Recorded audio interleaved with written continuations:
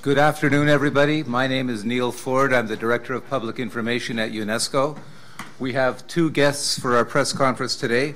Mr. Niwa, State Minister of Education, Culture, Sports, Science and Technology of Japan, and Dr. Tang, Assistant Director General for Education at UNESCO.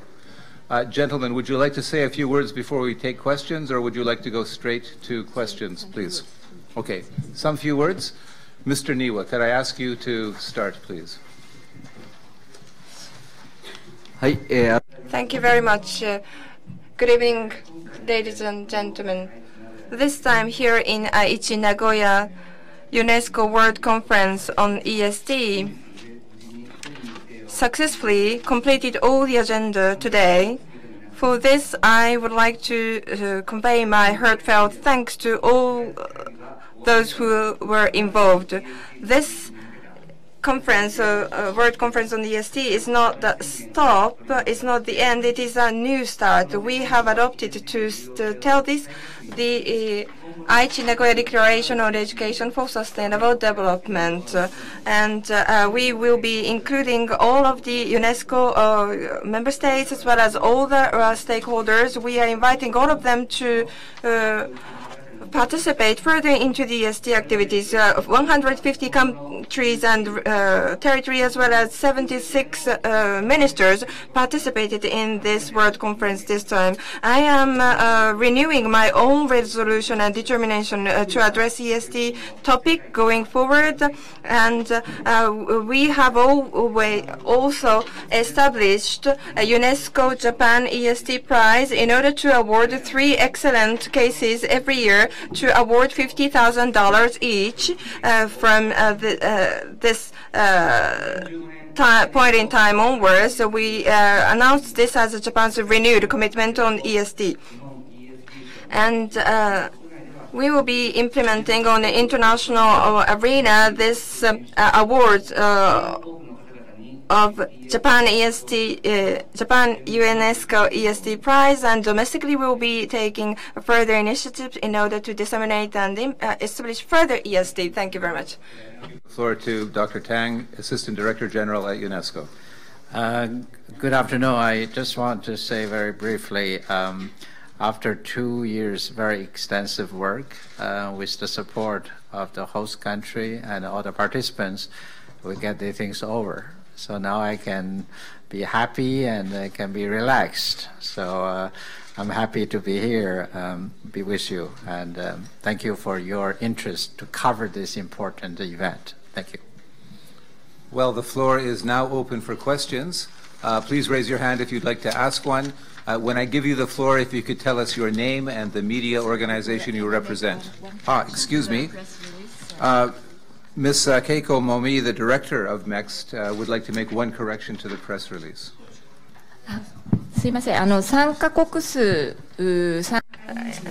As for the number of countries and territories which participated and the number of participants, I would like to make a correction. In the press release, which was distributed to you, 74 ministers, and included 74 ministers, 148 countries participated. It is said in the press release.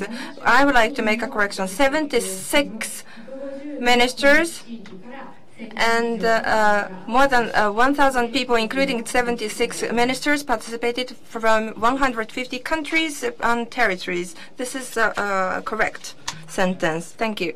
Thank you so much. And I request all journalists to take note of this correction and include the correct numbers in their media reports. Right.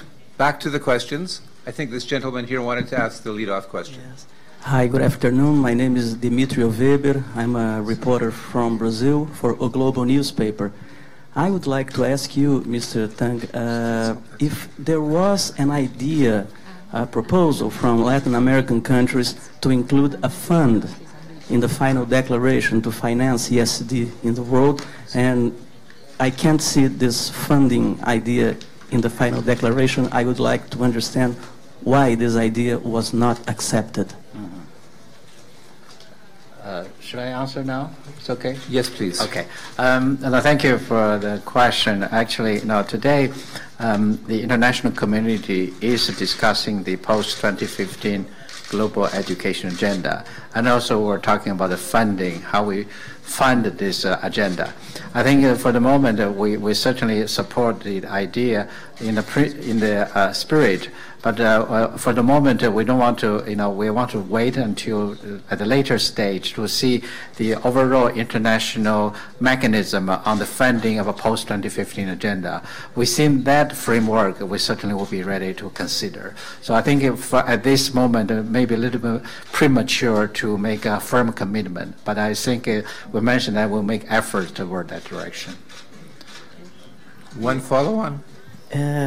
And I would also like to ask you and the Minister, during the last 3 days, we have heard many things regarding ESD. I have the feeling that almost everything is SD. So I would like to ask you both if you could point one thing, a main thing that you would like every country to do in order to enforce ESD, what would that be? Minister, you want? Actions, to bring into actions. Many statements, all the statements which have been made during this conference, those have to be brought into action. This is the true and original meaning of the ESD, I think, for all people. Let me try.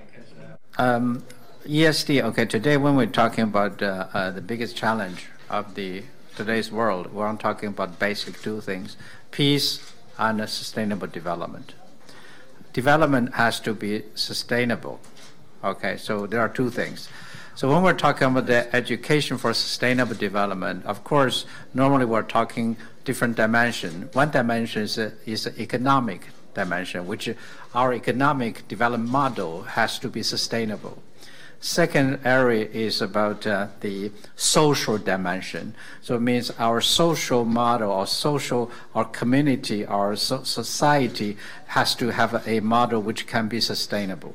The third thing we're talking about is the environmental part, which means because like climate change or disaster. So those are the kind of environmental dimension. There are three dimensions. So when we talk about education for sustainable development, as you said, they cover many, many different things. But we don't think we can cover everything. We have to find something more focused. So when we're talking in the past about a decade, we're focusing ESD on first on climate change education. Second is about the biodiversity. The third thing is about natural disaster prevention. So those are the three concrete subject areas we've been focusing in the last 5 years under this decade. So in the future, you can see from the gap, actually we are focusing on several, 5 subject areas. Those are the things that maybe you can see more. So that I think these are the example with what are the focus, or what are the concrete subjects we're talking about. Thank Hopefully you. they can help you to understand. Next question, please, the gentleman at the back. You sir. Yeah.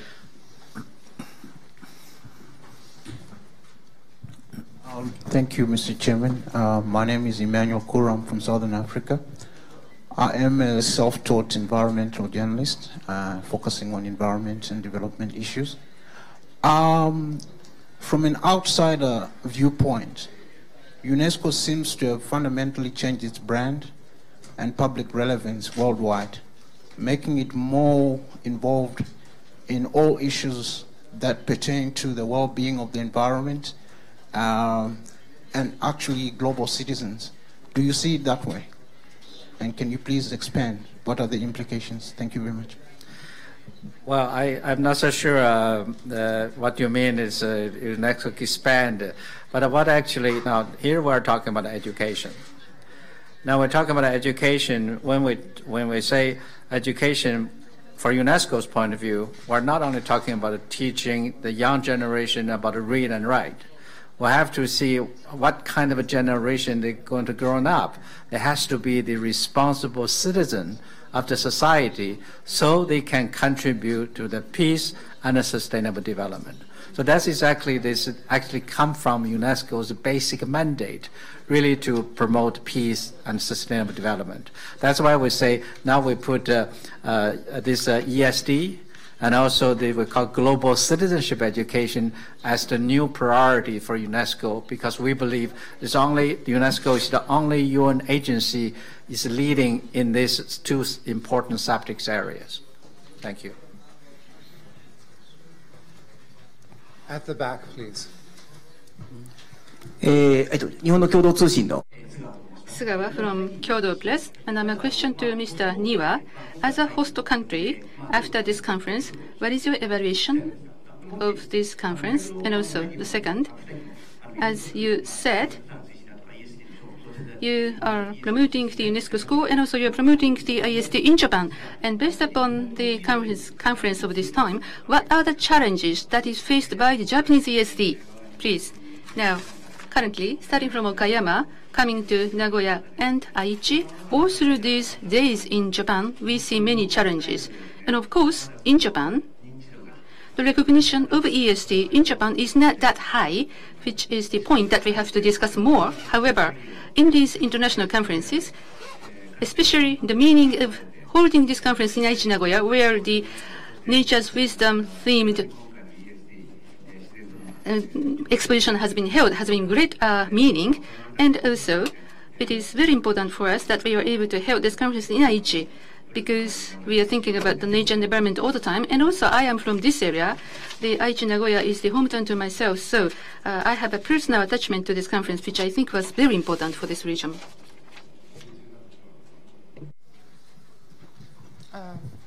Thank you, Mam Jara. I'm from Mali.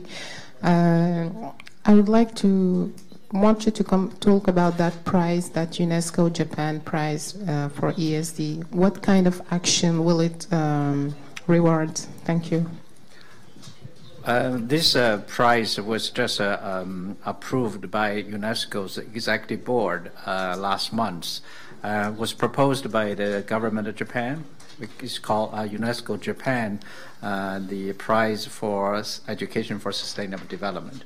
Basically, they will award the organization or persons who really contribute to the promoting ESD, or those people who contribute and also who has some new way of doing, a new idea of how to promote ESD, or did good work to mobilize the whole societies, for example. So we hope using this prize to really award those people and set up some good examples for others, other organizations or individual persons. They can also mobilize their efforts to promote ESD. And as we said already, ESD has to be promoted by everybody.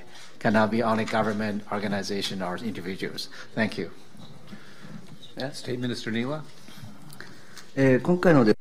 So this award is going to be utilized by government of Japan in such a way as follows. Now, the name of Japan was added to the name of this award, which is the great cause of our happiness.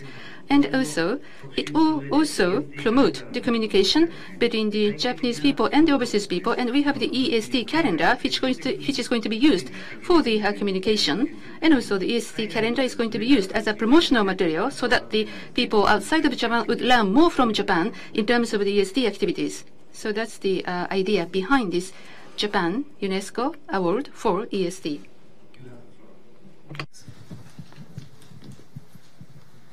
I'm Nasada, belonging to the Aichi Handa High School.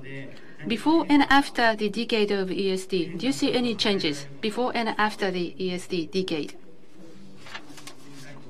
So this is a question to both of you. Give me the difficult question to me. Fine. Yes, I think I was asked the same question this morning by a journalist. And we have seen actually more countries, more government to put ESD into their national education development strategy. We have seen more countries to integrate the ESD into their school curriculum. We have seen more civil societies work together with the government to promote ESD. And if you look at this exhibition show there in the hall, you can see 25 different countries' model, which are the modality of promoting ESD. So those are, you can see, those are the new things we've seen since the launch of the decade. So this is, I believe, as from UNESCO point of view, we are very happy to see the results of the DSD. But now, of course, now DSD, the decade is end. But actually, we have harder work in the future because we have to push whatever already achieved. We have to go to a higher level achievement. This is a challenge for everybody. And I'm happy to say that Japanese government already promised they will continue to support UNESCO's role in this work. So I'm happy to say that. Thank you.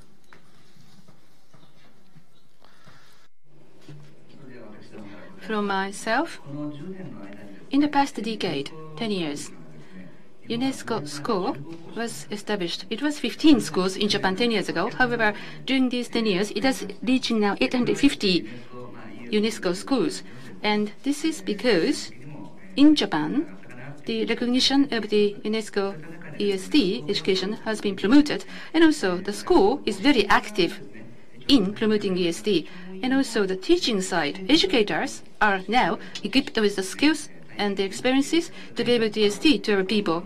So for the future of the ESD by UNESCO, I have a hope or wish that the activities will be expanded far in Japan and outside of Japan. And also we have the curriculum in Japan for the school curriculum, and the primary school, junior high school, and the senior high school will carry their activities depending on the curriculum into which we are integrating the ESD idea already. So I think there is an expansion in Japan, and also we are reaching the higher level of ESD high into the future. I think that's a hope for the future. Thank you.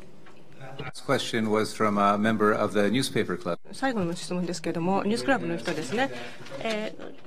ちょっと待ってらっしゃったんですか、質問を。Heiner Benking, I'm freelance. I'm reporting for the associations of towns and regions in Germany, which looked up all through the decades, but I also looked in decade projects in Canada and elsewhere, as I'm with UN, ECOSOC and DPI, trying to have for some years a bigger viewpoint.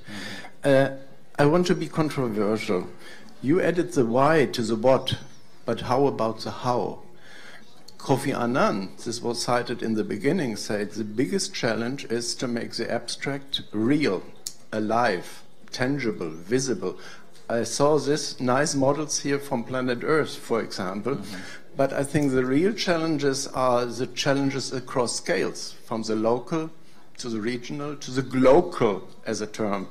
And it is also, as we heard with the United Nations, and also with the Nobel Peace Laureates, that we need a new science, a new language, a new thinking. My concern is if I see the Eastern, Western ways to think, to display and whatever, isn't there a very big challenge to look into how we can share? And I really looked deeper for this conference in a scientific publication, Scientific Thought of UNESCO in '72, where Piaget, the father of education, and Feyerabend, the lateral thinker, with Stachowiak, presented general model theory. Don't we need not only a model of planet Earth, but other models to really, with the young people, discuss the elevator between scales, sectors, times, cultures? And I'm really hopeful that a lot of Eastern people are here because your tradition allows us to have super science and not just symbols and icons and whatever. So I'm really hopeful that you invest into the how and why and all these other questions by Aristotle. I don't think it is a question, but I fully agree with your comments, because this is exactly what UNESCO would like to do, to provide this kind of forum, so which you can have all the new ideas can come out to this forum and then shared by other countries.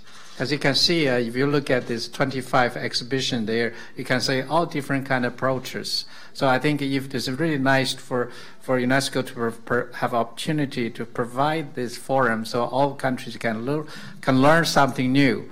And this is, I believe, this is exactly also the purpose of this conference. So I'm happy to have this conference reach these goals. But anyway, I think this comments is good. The other thing I forgot. This can be a very short follow-up. It's the old and new thinking.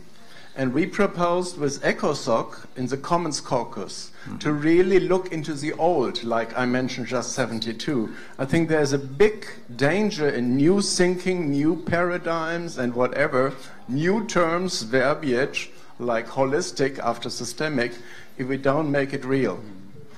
Well, yeah, exactly. That's a challenge. Next question, please. This gentleman here.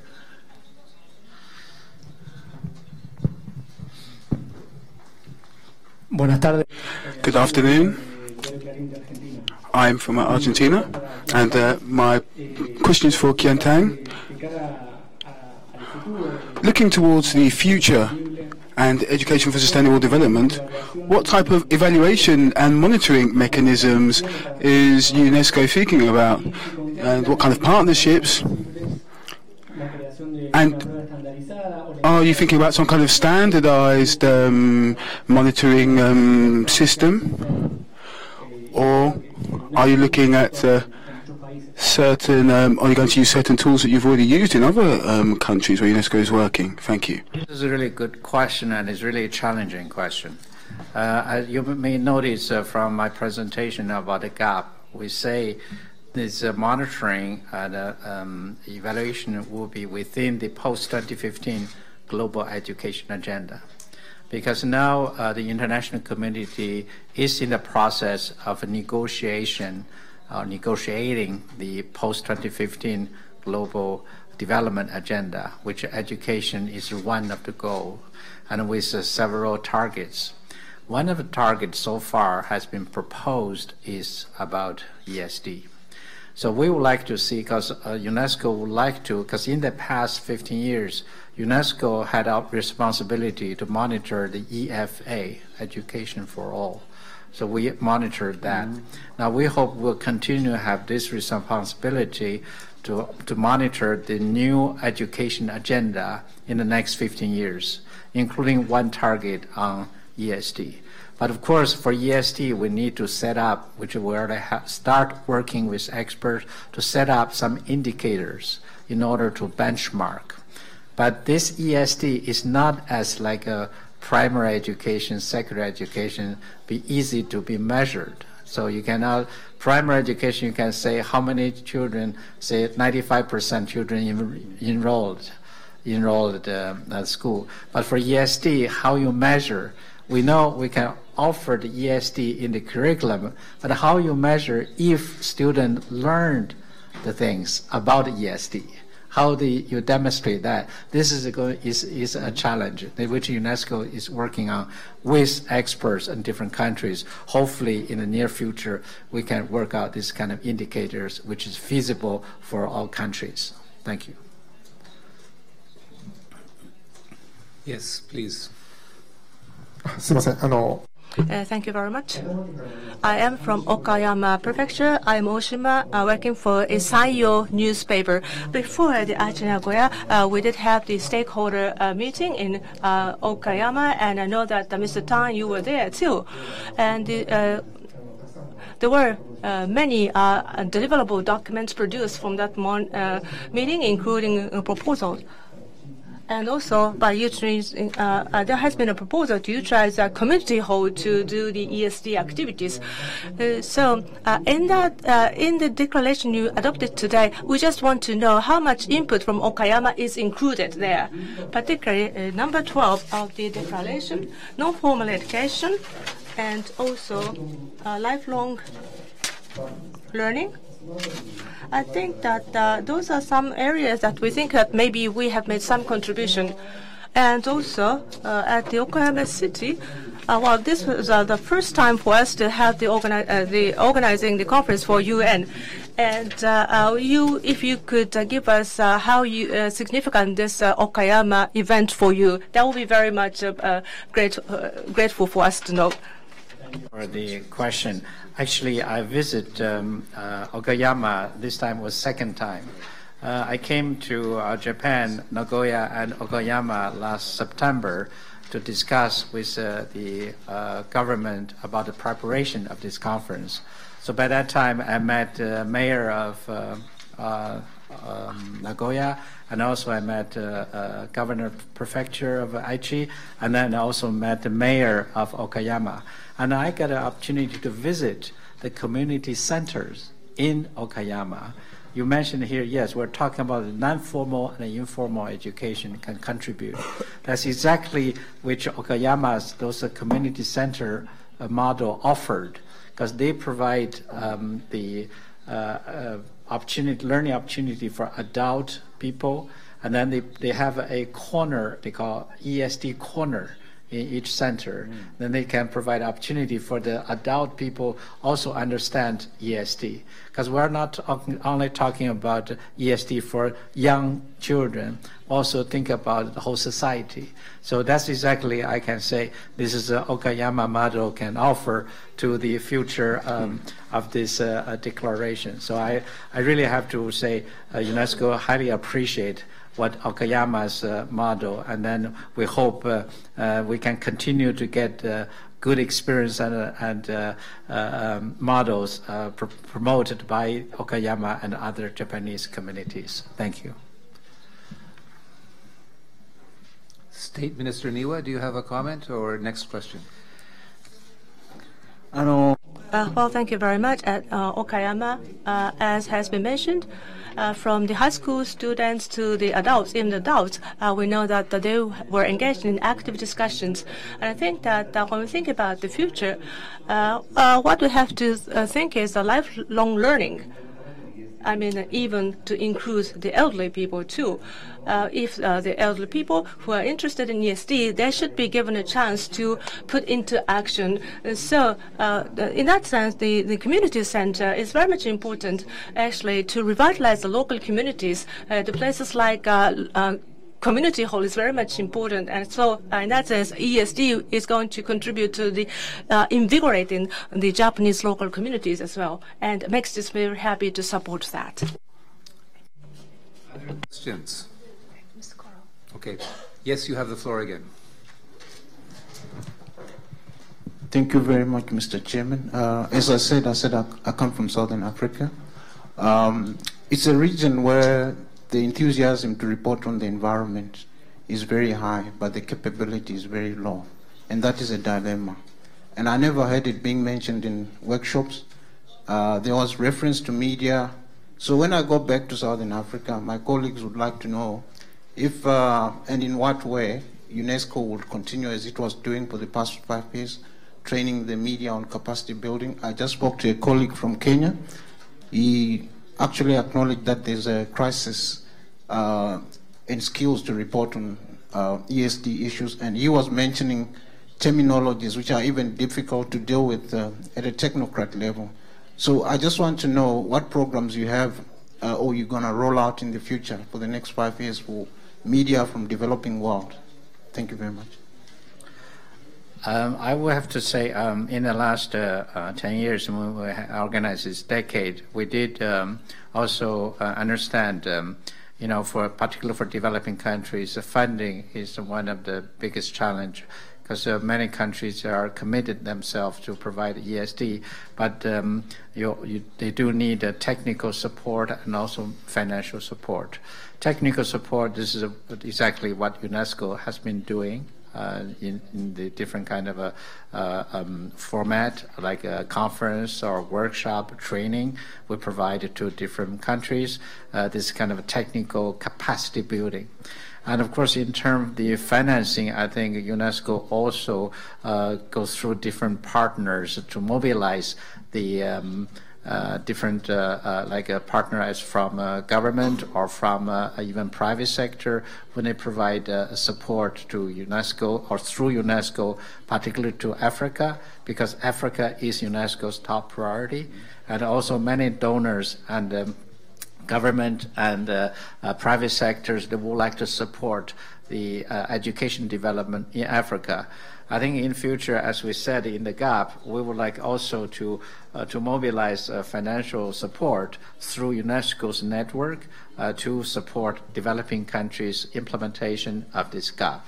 So this is we would like to see, hopefully, for example, like government of Japan already promised to continue to support UNESCO's work in this area, and also we hope we can mobilize more donor countries or even private sectors.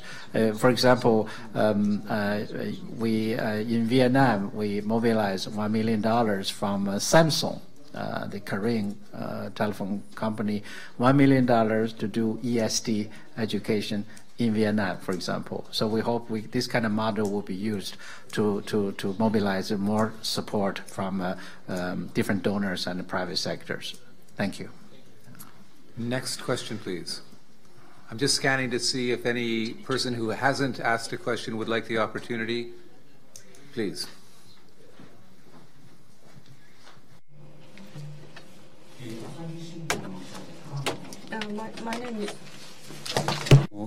My name is Fan from Asahi newspaper. The ESD policy decision to involve the private sector and the civil society that is described as part of GAP. In the case of Japan, we have what we call a roundtable discussion. And how would you like to do about the involvement of this civil society in Japan? And also to Mr. Tang, globally speaking, what would be the best ideal situation to involve this civic society? So those are the two questions. Regarding the GAP, right now, worldwide, we think that we have to increase the level of the ESD to a higher level. And as we mentioned, we're going to have a new award to promote that. And at the same time, we are going to increase the funding trust to UNESCO so that we'll be able to implement more ESG activities worldwide. In Japan, we have the UNESCO school, or the what is known as the ASP.NET school program, very active, and we are now developing a consortium so that even a non-ASP.NET school could be also participate in ESD. For the ESD, as Mr. Tan mentioned, it is a long process. It won't bear fruits in just 1 or 2 years, but we would like to make an evaluation system here in Japan so that we'll be able to track the progress on the longer-term perspectives. Okay, for the involvement of civil society, I said when I present this GAP, we said ESD has to be done by everybody. Can we mobilize everybody?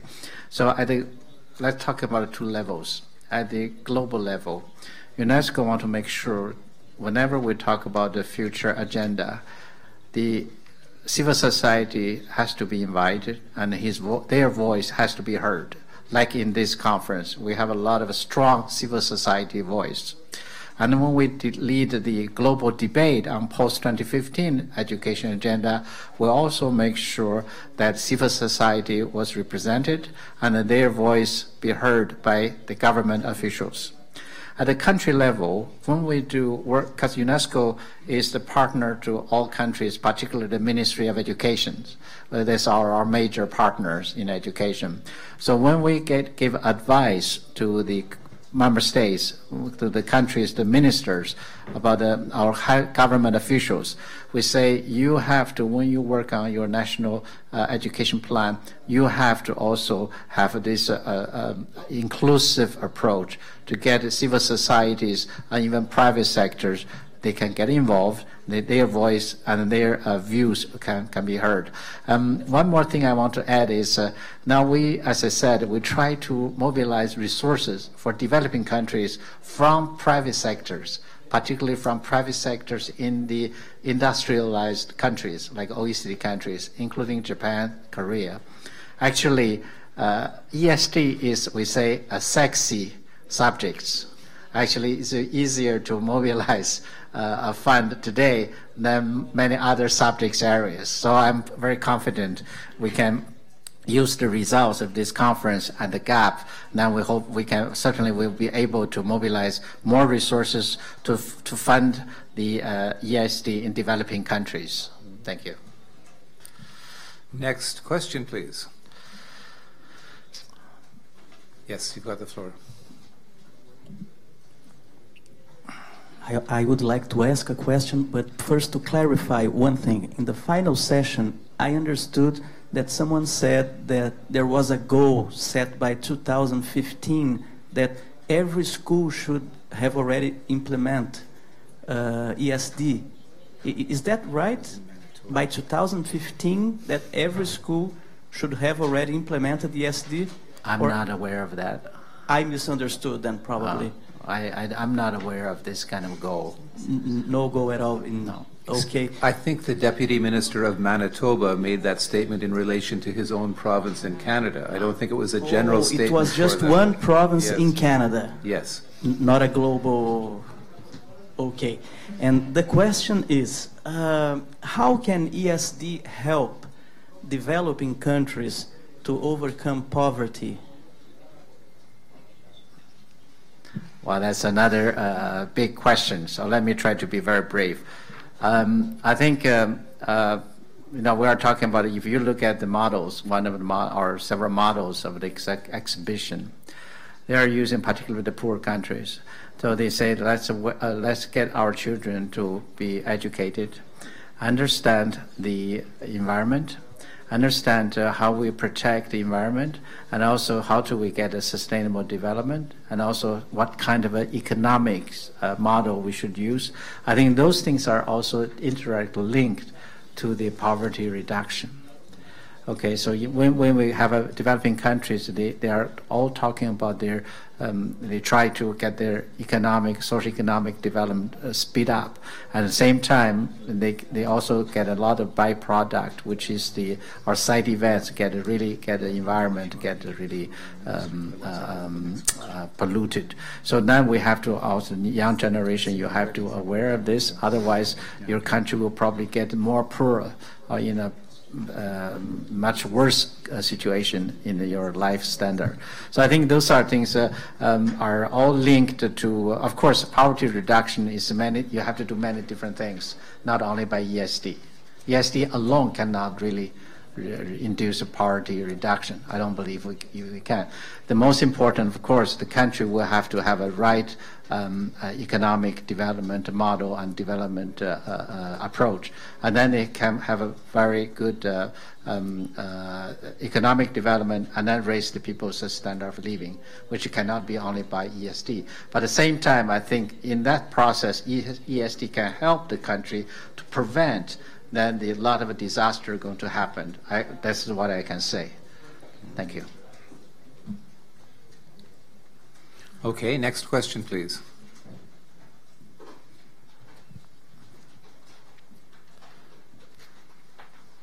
Just checking. We are running out of time, so if there are no more questions. Yes.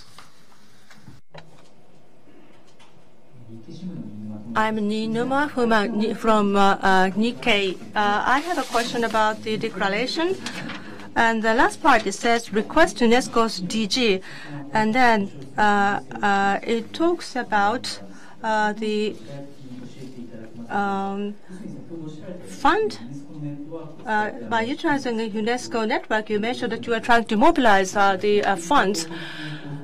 Are you assuming that kind of activities in the last paragraph, subparagraph, paragraph C? In this declaration, I think you are referring to the paragraph 16, right? The request to the UNESCO's DG. And the paragraph A, not only Japan but also to the various nation states, we believe that it is important that we have a good partnership and alliance and coordination with the many countries, including developing countries, so that we be able to try to simultaneously achieve the economic development and ESD. We don't want to utilize the ESD award just like incentives for the best practice, but rather than that, we would like to create a framework so that we make sure that the money goes to the laudable efforts of laudable organization.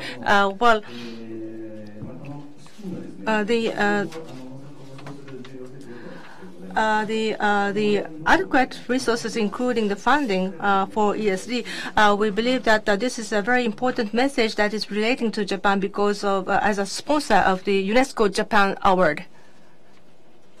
Are there any last questions? Okay, before I pronounce the press conference over, we have a request to have photographs of our two chief guests shaking hands in front of the logo wall. We want to get the still photographers in front. They've been at the sides all the press conference if you want to take a shot. Thank you.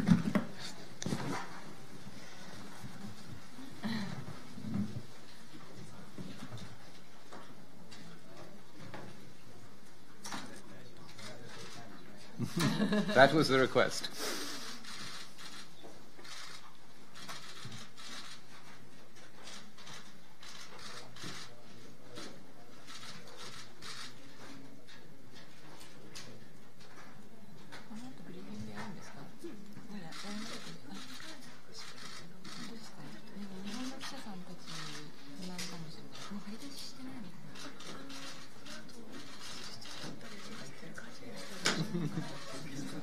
All right. Thanks to our chief. Chief guests, if you could just stay where you are. The video cameras at the back would like a clear shot of this picture as well. Yeah. You just have to be movie stars for one moment longer.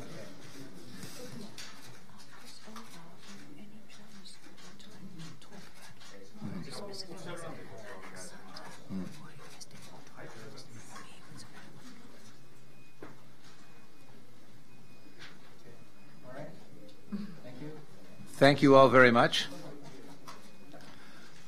If any of the journalists would like in-depth briefings, we have technical staff from UNESCO standing by to give you in-depth briefings if you would prefer. Okay. And please come and see me. Otherwise, I declare the press conference closed. Thanks a lot.